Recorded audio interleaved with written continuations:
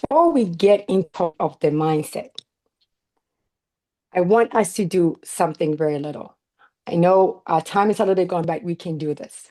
We're gonna do something I call slow down to speed up.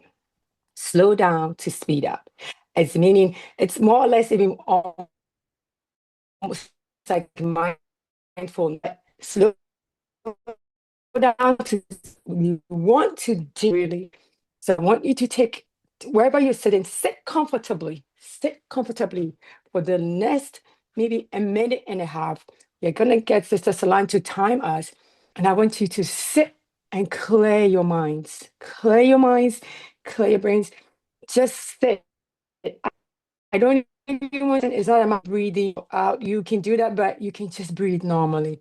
But I want you to tell yourself because tonight you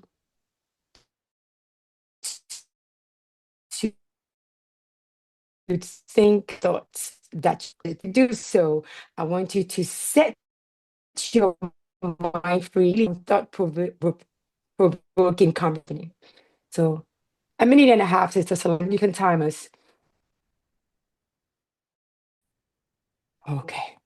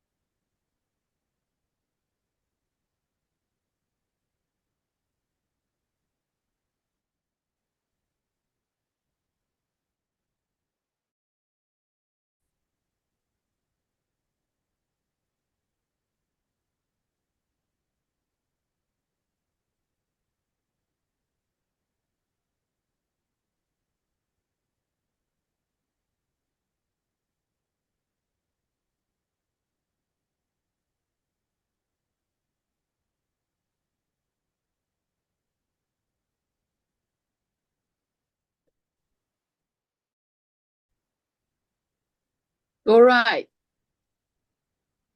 Okay. Thank you very much. Thank you very much.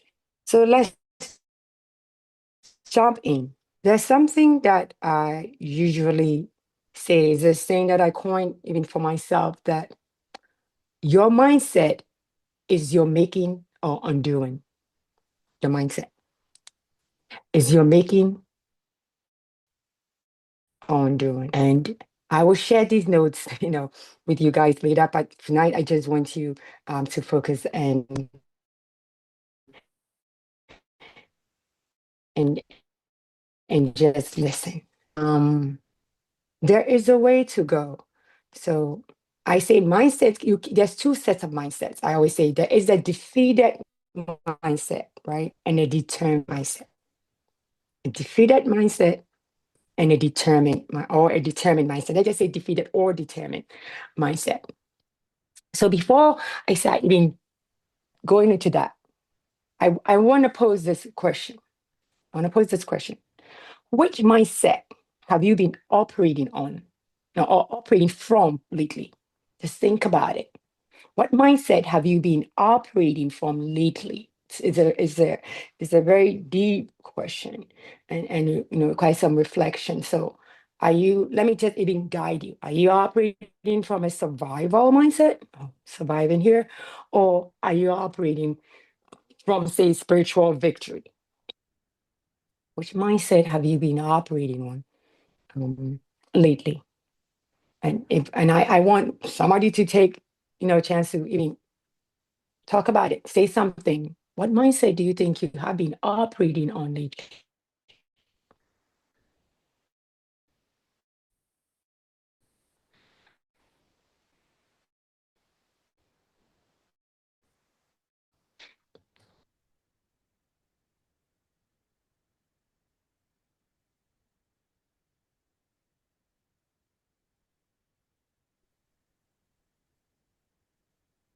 It's deep, right? it's deep. And sometimes it's hard to even know sometimes because we don't take intentional time to really think about our thoughts. That's why I'm saying thinking about your thoughts. It's a whole different thing. And what I mean is, why am I thinking about this? Where do I think? How do I think? What makes me think this way? Because I posed that question and I know it's kind of going through people's heads right now. And sometimes you cannot jump quickly and say, oh, I have been operating on that because we have not even, maybe be intentional about it. So I say this, the teaching point I have here that people either survive adversity or rise above it, you know what I mean, with resilience. Those are two different things. They rise above it with resilience. Those are two different things. If you really take the time to think about what I just said, you can literally survive things and just survive. I'm made by they kind of scratch me, but they didn't hit me, and that's it. Or sometimes you rising above is you get to another top of that adversity and come out something different. So there's a scripture, I believe it's 39 says, I have set before you life and death, blessings and curses. Now choose life.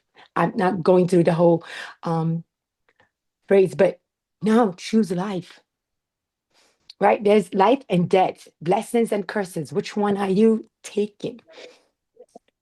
But even to make that choice sometimes is hard because you're set. Where is your mind to actually assess where you are right now to make, am I going to be defeated or I am going to be determined? Am I going to just survive, or I'm going to rise above this circumstance with resilience? So that's why I asked that question before. What mindset have you been operating from lately? A survival mindset or a spiritual mindset? Or a spiritual victory, I would say. Spiritual victory mindset. Which one? Those were just choices I put out there. It could be, so many different things.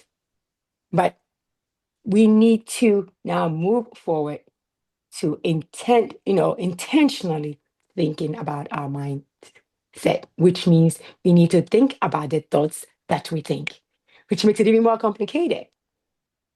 But you give yourself that time and you process. So stay with me, you know.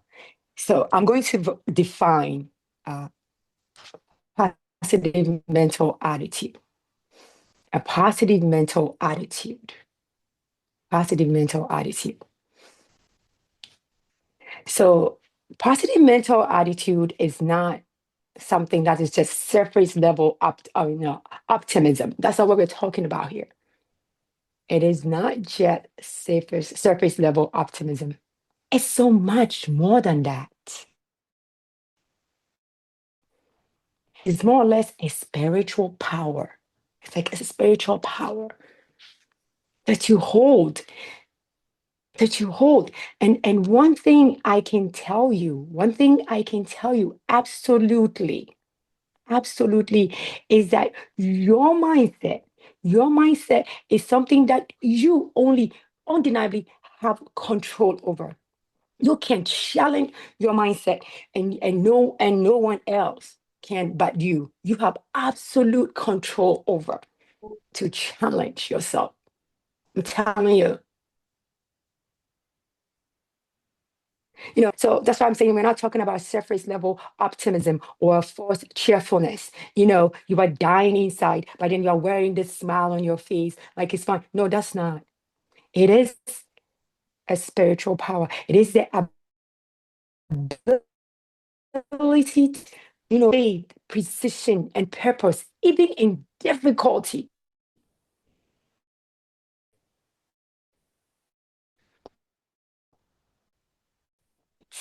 And it's set to rise in resilience.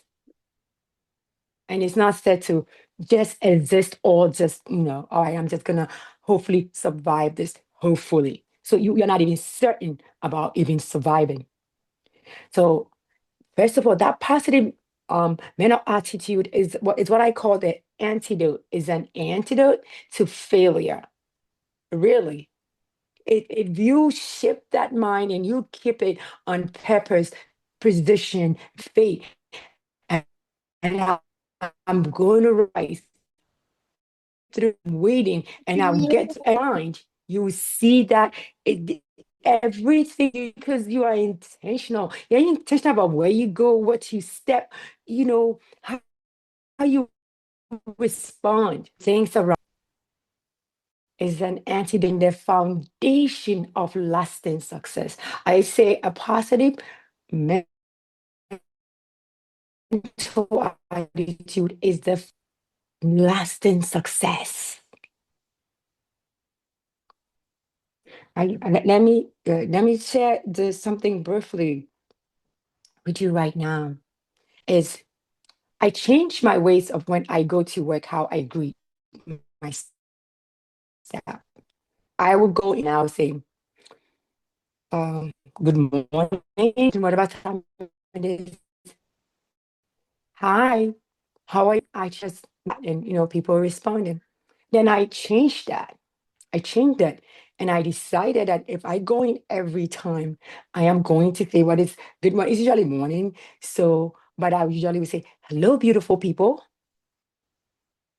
And you could imagine the room when I say, hey, hello, beautiful people. What do we have today? And you can see the smiles, you can see the glows. Sometimes you can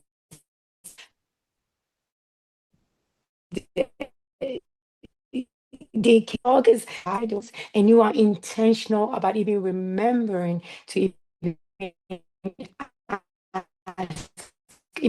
talked about and still remember to talk about it again. I made my mindset that I'm going to shift attitude. I'm going to shift the room. I'm going to shift the energy in the room by greeting them a different way. And that changes everything. It changed everything. It shifts our morning into more an area of themselves. The positive mental attitude is, I say, there's a lot of power behind that. Um, I just actually have a question I want you guys to think about. Something I want you guys to think about, ladies to speak. If you have something to say or share, when I ask says, I'm asking this, when faced with hardship, do you respond with fear or with faith? At ease with hardship, how do you respond? Is it with fear or with faith and clarity? I would love for someone to tackle this if possible. Normally, when there's hardship, there's an unconscious fear that comes. Then I'll sit down now think and think of, I look at what Mhm. the situation is and start looking for solutions. So once I sit down and think of what to do, it has already started helping me. It's already started, like from the beginning. Sometimes you might not think, when you are not thinking, we don't sit to think, that fear comes and stuff. But when once I sit down and say, oh, this is how I'm going to go about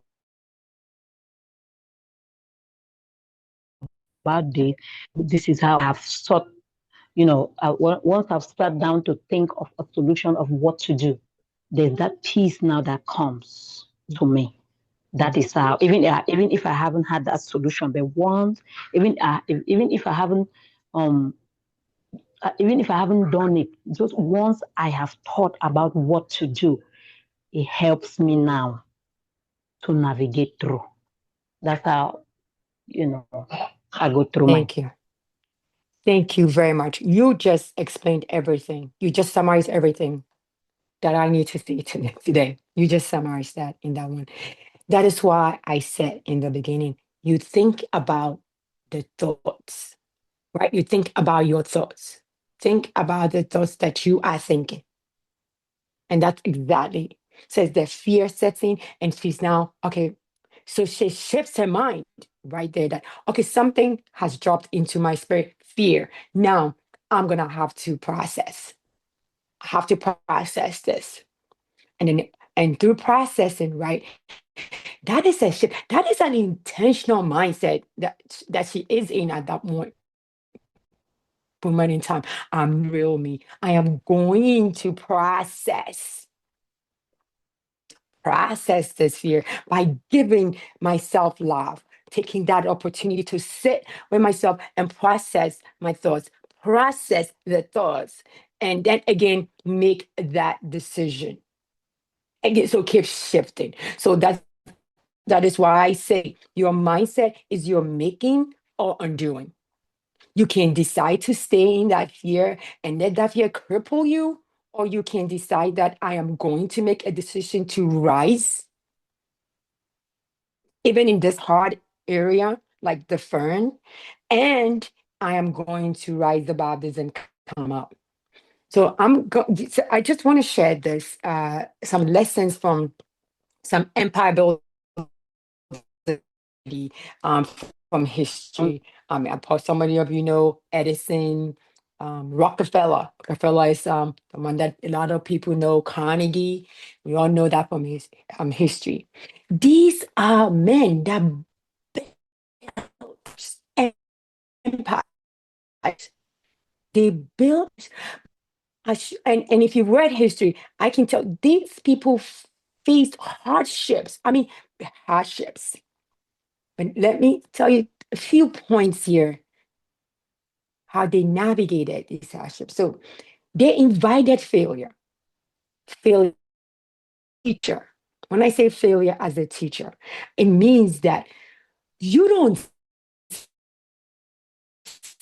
see when even you think that not it's level opportunity for you to learn, an opportunity for you to learn something. It's something I always see happening either especially in the negative. I myself right and say, God, what you want? What do you want me to do? What do you want me to learn from this situation? Why is this happening? That's how I start processing.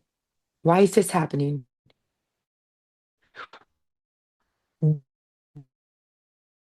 What do you have? You go out there and you believe that this happened to you because of that person. And if you actually do mind processing, you come to the place where you know it's your own doing. It is not person. Even though that reaction may have come from that person, you negated something that led to that thing.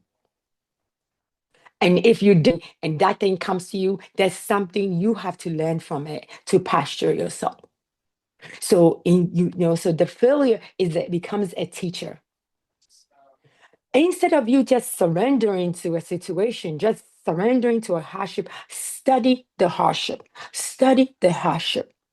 These men studied hardship. They literally studied it instead of surrendering to it. And then they built empires out of it because they were not subdued by the hardship. They thought, we will walk through this hardship. We will define this hardship. We will first of all find the source, why it's happening, how it happened, and then move to come up to how we are going to actually work through this to mend these hardships, either remove these hardships, you know what I mean? And then forge forward and build empires. They transformed pressure into purpose. Pressure into purpose. I don't know about you, but if you've ever been pressured by something and it's eating you up, you feel like you're on fire and you want to give up. No. That is when you have to go to God and say, what am I supposed to get right now? There's something here for me. Shift your mind to processing. There is something here for me.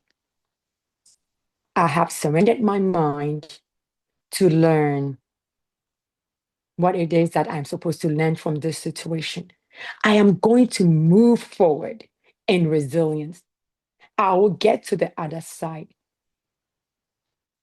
And that would be purpose. And when that purpose shows up, you can illuminate the world. You will build empires. You will build. So great minds, these great empires and great minds do not just, they don't succeed because life was easy. Because you and I know life is not easy, but we have evidence it wasn't easy. It's not because life is easy, but because you succeed. I'm telling you, you succeed as an individual, not because life is easy, but because you cultivate an indestructible mindset. You cultivate an indestructible mindset. Think about that. Think about that.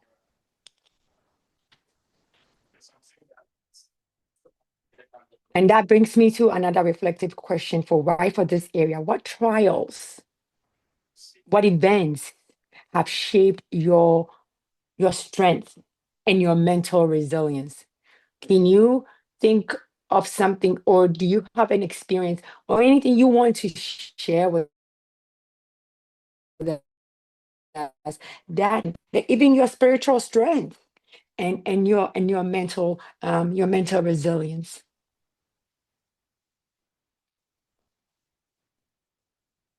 And I'd like someone to share if they can.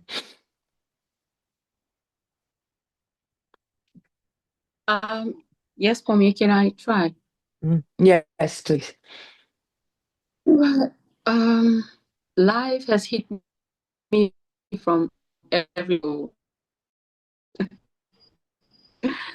I have survived betrayal, pain of all shades and sizes, and I'm so glad that 4 years ago I began, like you just said, I began transforming that energy into, yeah, and now. I like that. An episode will be when I was given a technical leave that lasted more than I imagined it would last.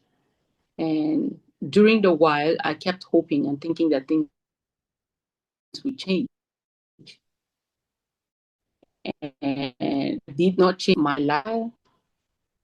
I did not realize I was being called to a prayer I needed this life. So I just rudely woke up the real I had sons. But before that, shortly before that, I fell into depression. And from that place of depression, I'm grateful I rose to the person that I am today. I can confidently talk about it, and confidently hold another person and tell them what that kind of process looks like. Thank you. Wow. Thank you. Thank you. That is when what we talk about, right? You transform, you go to that place where you take that hardship, right? You take that hardship and you work through it and you cultivate, and then you get to the other side of purpose. Just like what we talked about. And that purpose becomes something. You transform pressure into purpose, right? And because once you're getting into that mind of a depressive mindset, or you are there, but nothing is picked up yourself and said, I'm going to change, right? I'm going to change this narrative right now. I'm going to change this narrative right now. And I'm going to work through this to purpose. Now you can hold my hand, can hold anybody's hand, right? Because you have been there. You know what I mean? And you can teach me and you can do it. too. Now you can illuminate the world. You get what I'm saying? That is literally building an empire right there. Building an empire, building a body of people that are resilient, that are cultivated. They know how to go through strife. You build an indestructible mindset. So let's always see ourselves this way. We don't have to think that the Rockefellers of the world and the Edisons of the world and the Carnegies of the world, again, just had life easy or they have money. No, they didn't. They did not. It's really the power of a positive mental attitude. Even let's think about Putin and what he does, invading Ukraine and all that nonsense. He has the mindset that he can do that. You, you know, and he capitalizes on that. Good or bad, that is his mindset. And he's determined to win in that mindset. So having a positive mental attitude, like I say, is really, for me, an antidote to failure and a foundation, is a spiritual power. It's a foundation of lasting success. It moves you to success. So then my next point will be, who or what controls your mind? Who or what controls your mind? Who or what controls your mind? Have you ever even thought about that?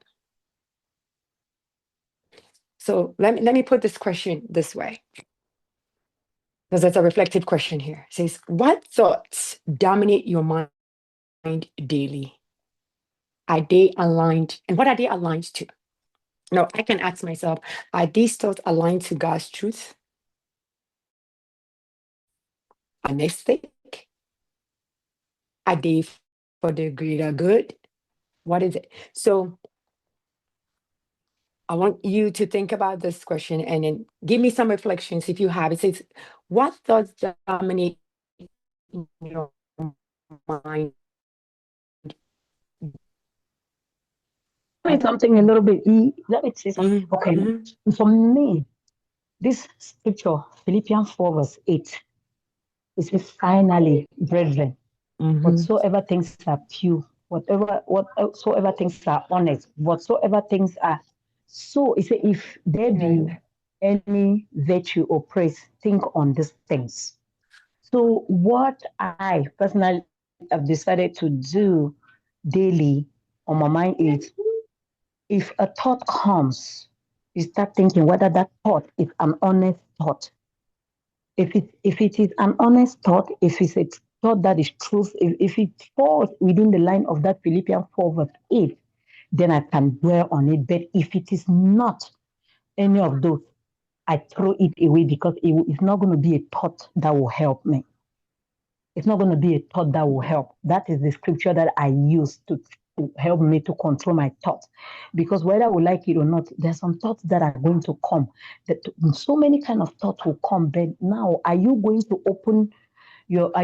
to allow those thoughts, to ring within you?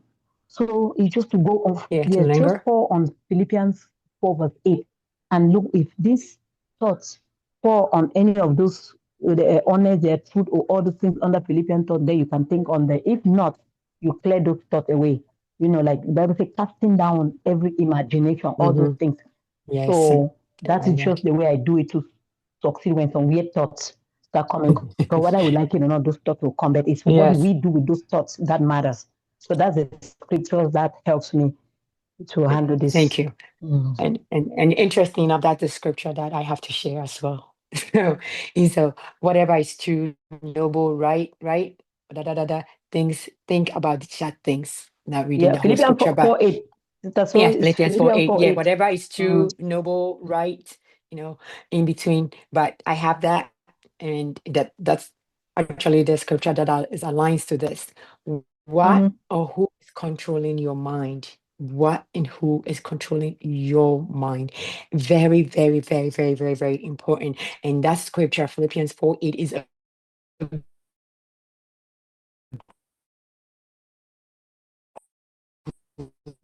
great walking. So, are they align with my perceived truth for myself?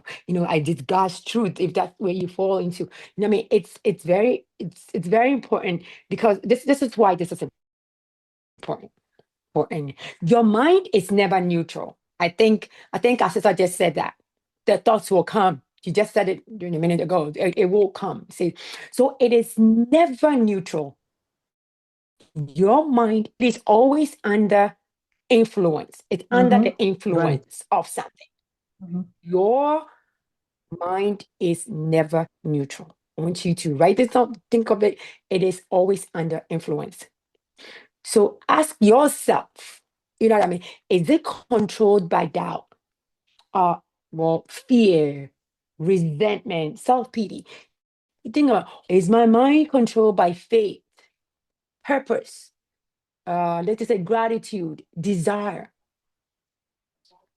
So just like our sister just said, she has the scripture, she falls on it, and then you know what? She moves what?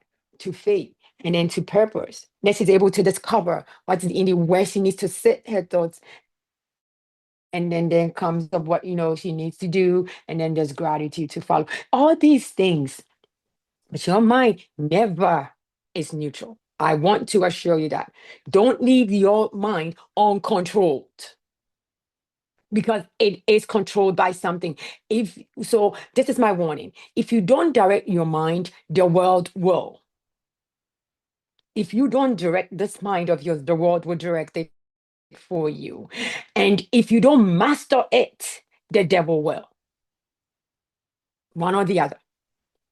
The devil, whatever it is, something will control it for you if you don't know how to control that mind.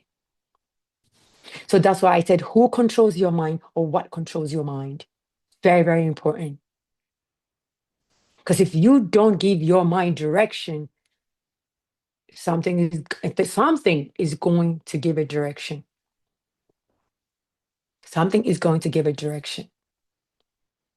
And that takes me to my next point, which is confronting the true enemy. This is a very interesting one. Confronting the true enemy. Confronting the true enemy is really, really, really, really important. And the script I want you to even think about when you have time to look at is Romans 7:23. Romans 7:23. I'm not really going to read the whole thing, but it says, "But I see another law at work in me. Who is the law of my mind?" I want you to think about that last sentence, waging war against the law of my mind. My mind.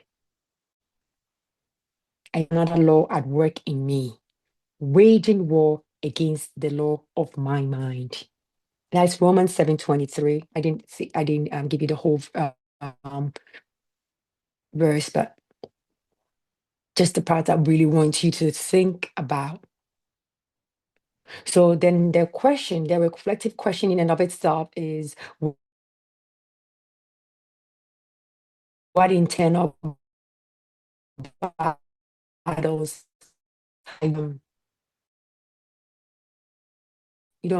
what internal battle you currently facing them? How are you confronting them? And so now is the true enemy. Confronting the true enemy. Who is that? Do we know who the true enemy is?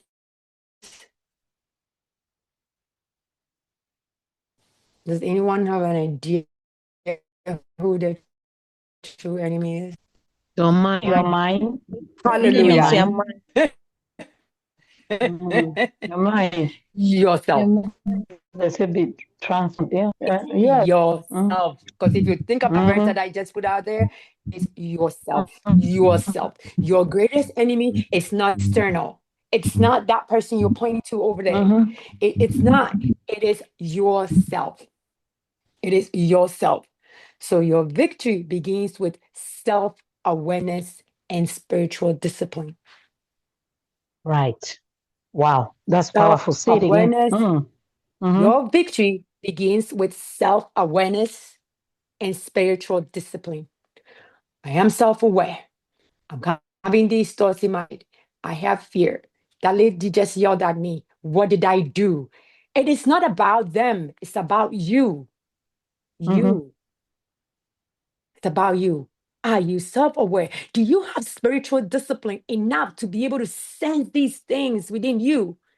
And the minute they come, you take that shift. Okay, I'm gonna have to change this. I'm gonna have to change the way I talk. I'm gonna watch my tone. I can't wallow in fear. No. So if it's me, I'll probably go to that dimension. Oh, I'm a child of God. I'm told not to fear. The only, God tells me only to fear Him, and that's Him, and that's it. And I'll go to that's it. So your victory begins with self-awareness and spiritual discipline. You, it is you. It is your enemy is not external. Your mindset is your making or undoing. Is your making or your breaking. It is not an external power out there that is doing anything to you in terms of the way you narrate your mindset, because you have control over that. It's all in your mind. So it is yourself. You confront your true enemy. Your true enemy is yourself. And you start becoming victorious the minute you become self-aware. And you take on spiritual discipline. And spiritual discipline. Yes. Very, very Yes. powerful tools. Powerful tools that you have to have, and for you to have an indestructible mindset. If you're working towards having an indestructible mindset, that's what it is. That's what takes you to build. Wanting to build empires, that's what it is. To build in the kingdom. That's what helps you to illuminate the kingdom. You are not broken by external things. You survive in it in the hardest places. Even in the hardest places. Think about that. Think about the thoughts that you think. And I always say it's you. You have authority. And that takes me to my next point, which is your mental attitude is your dominion. Now that you know that it's within lies within yourself, then you know that your mental attitude is your dominion. I love that. It's your dominion. Yes. Because you have full authority over your mindset. You have full authority. You alone, I'm telling you, unchallenged, unnegotiable. You have full dominion, full authority over your mindset. God gave you that even. Are you going to give your will to Him or keep your will? It's up to you. Now, this is a scripture. I believe it's Proverbs 4:23. It says, above all else, guard your heart, for everything you do flows from it. Guard your heart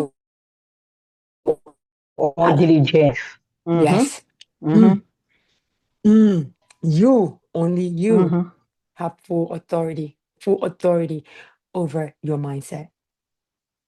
So the question is, are you actively guarding your heart and mind and or are you letting the world are you guarding your heart? Are you guarding your mind? Or are you letting the world shape your mindset for you? Very, very, very, very, very important. Only you have authority over your mindset. That's interesting because I work in hospital and I don't like. And sometimes I'll meet someone, maybe an old patient, something, and then they're like, oh, my thing came again, my back pain, and, even my cholesterol issues came back again. My what? What is mine? Since when did you purchase cholesterol? And that it became something that you take ownership of? My rheumatoid arthritis is like mine. Why are you taking ownership? Is your body anywhere in the Bible that says you house diseases, you buy them and house them, and it becomes yours? So you're healing, and you're saying that my thing my this came back, my if it's yours and you own it, then you don't need to get healed from it. You can keep it. Right. But that's your mindset about it. It's not yours. There is nowhere that says that your body should house any diseases. Nowhere. So if you prayed and you said you're healed, then your mindset should be shifted to I'm healed, and my mindset should be shifted to exaltation. You're living it. Even if it's not manifested now, you know that it will manifest. When you don't even know it's coming, it will come, because in his time, he does things very swiftly. But he has promised you also, right? So there's just no reason why you want to wallow in pity and my this came back. If you want to own it, then there's no reason for anyone to waste time praying for you or doing anything for you or healing you or taking these pills, because you want to own it. Think about around why you are saying, mind this. It's not yours. It's not yours. It's just a mindset. Like, oh, I've been praying to God about my diabetes and I don't see any involvement. Well, and I don't see anything happening. Well, here's the thing. This has been a true experience. Here's the thing. You're sitting down here and you have all this food. It's eating a pot of fufu and soup and whatever, and water, 2 bottles of minerals sitting with it, and you're eating that. And you're saying you're waiting on God for healing for your diabetes. No, your healing has come. You got to look at what you are eating right here. Absolutely. Your mind should go to why am I consuming this? Is this what I'm supposed to consume? Because even if the Bible tells you gluttony is even it's not good for you, but just think about it in practical terms. Practical terms. You are telling me from one side of your mouth that your mind is getting worse. And in the same vein, I'm looking at you consuming all that. We're not drinking water. When you didn't have money, you drank water. Now that you have money, you have 2 bottles of mineral. So think about that. Your healing has come. God is waiting for you to do something that you think you're waiting for him to, the way I eat, because that's part of loving your body. Get up, go walk. That's part of loving your body, because that is your healing. It has come. But your mind is not renewed to actually see that and process that. And even in that, you have to show man our attitude is your dominion.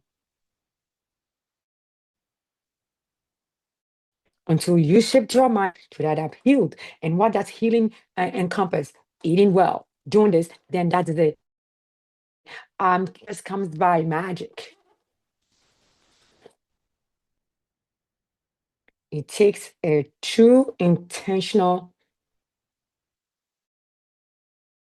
exercise. Think about your thoughts, your mindset about why you're doing what you're sitting here. Why do I go to this place?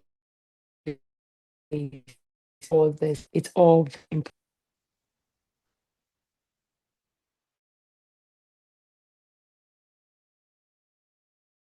And I'm going to say this. Let's point base it on the scripture. See, be transformed by the renewing of your mind.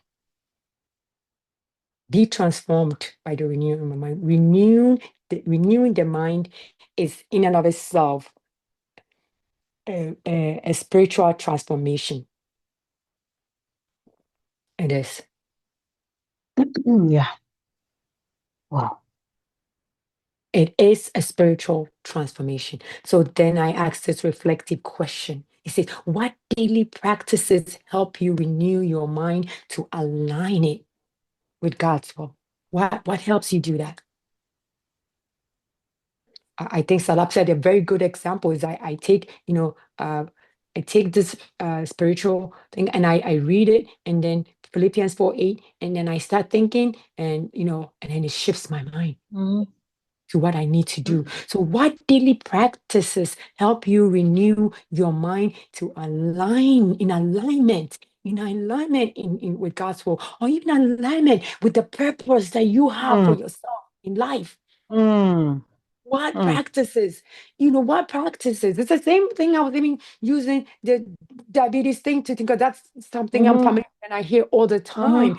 What daily practices help you in your mind about and get set in alignment things. to the Mhm, purpose, which you are saying your purpose is that you are going to literally eradicate diabetes from your life, which is doable. mhm.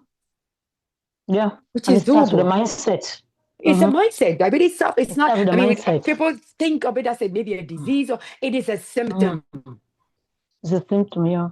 And I A think even symptom. weight loss, it's just like weight Right. loss. It Thank starts you. with the mind. It's Mm-hmm. when you start getting into routines, 30 minutes, you are in routine.